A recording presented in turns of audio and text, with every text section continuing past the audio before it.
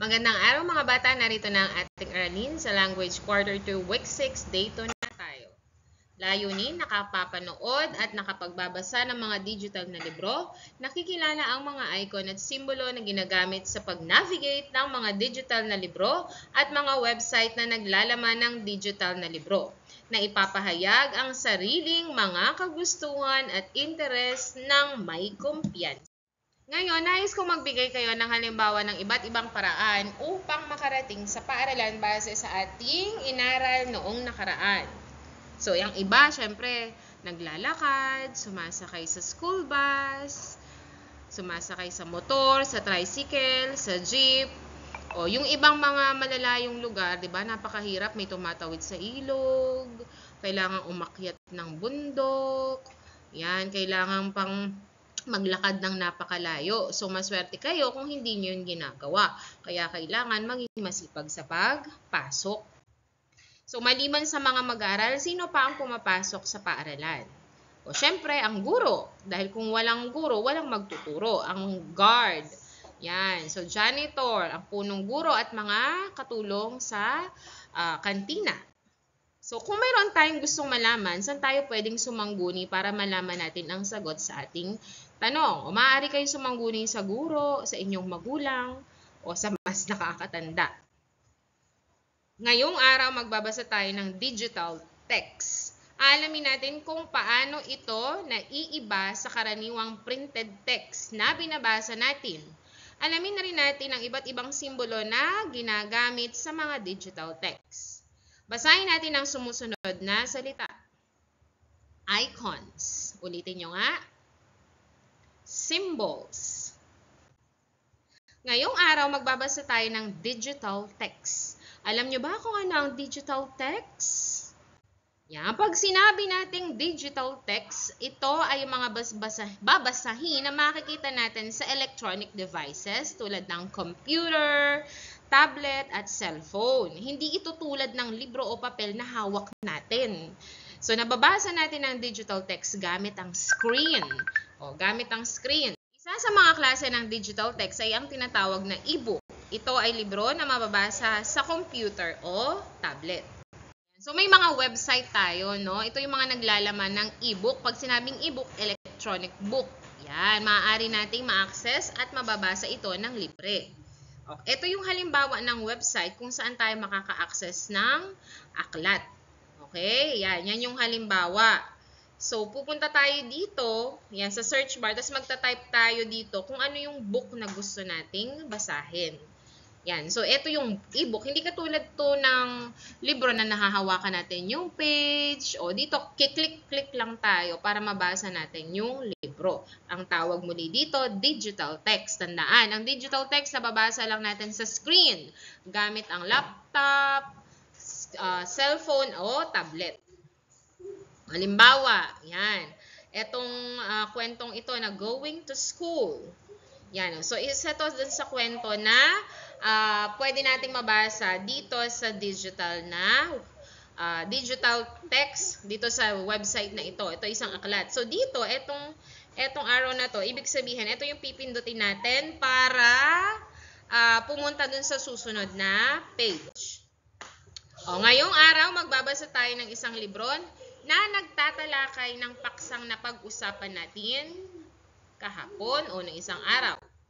Tingnan ang cover page ng kasunod na slide. Ano sa tingin nyo ang magiging paksa ng libro? Yan, going to school. Paano pumunta sa paaralan? Ang arrow dito sa right ay para lumipat sa susunod na pahina o page. Pipindutin nyo to para mag-move sa next page at mabasa ninyo ang libro. Ito naman yung speaker, no? Yan. Ibig sabihin, kung gusto nyo ng hinaan, halimbawa, hindi pa kayo marunong magbasa. So, gusto nyo ng sound para makita marinig yung kwento, pwede nyo itong palakasin. O pwede nyo hinaan kung gusto nyo mismong kayo yung magbabasa. Tawag dito speaker. Yan. Ito naman yung left arrow.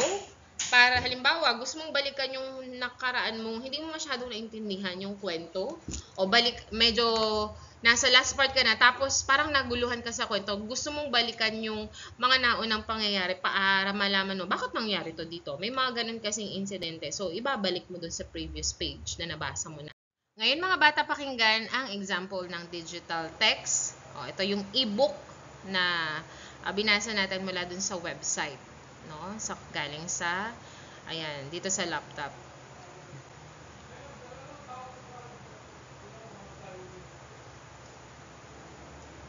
So, ito, ayan. Going to School by Holly Hartman. It's time for school. How are you going to get there?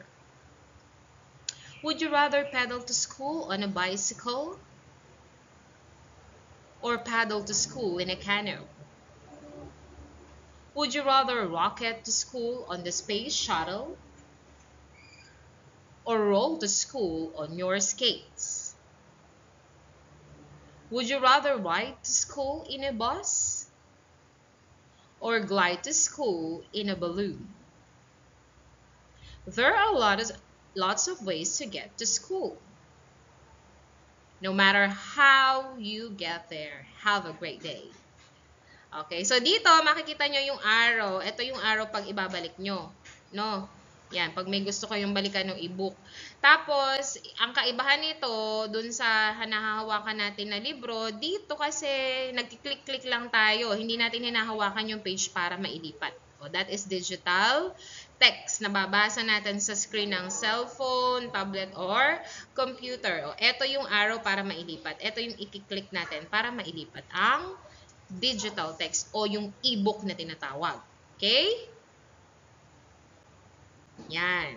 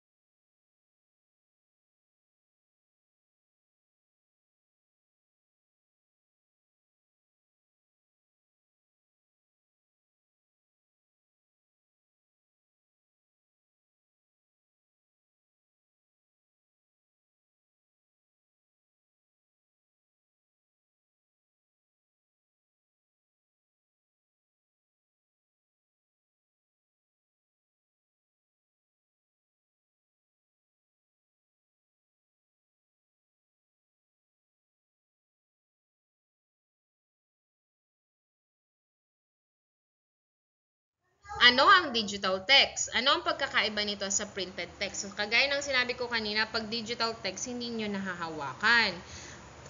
Nababasa nyo lang to sa screen. Ano? Sa screen.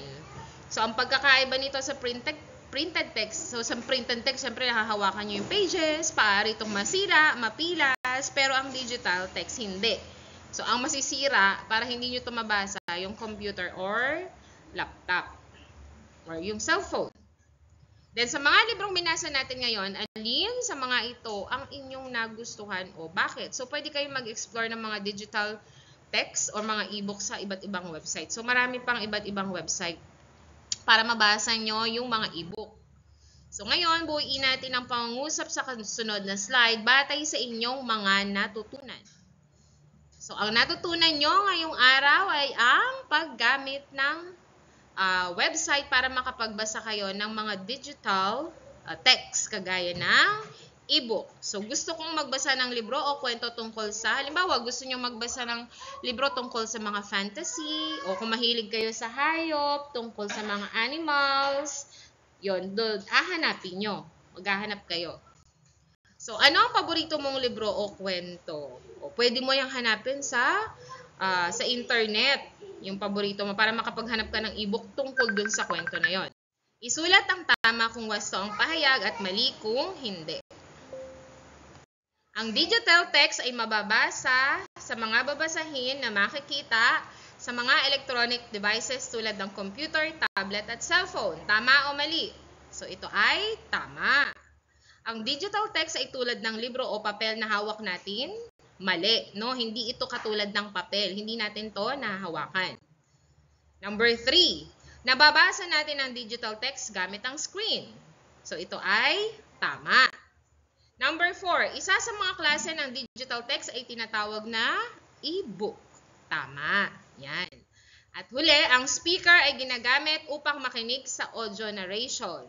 O yun, tama, no? May speaker. Kung hindi kayo marunong magbasa, you can use the speaker para yung siyang magkukwento para sa inyo. Okay? So, sana may natutunan kayo ngayong araw. Hanggang sa muli. Paalam!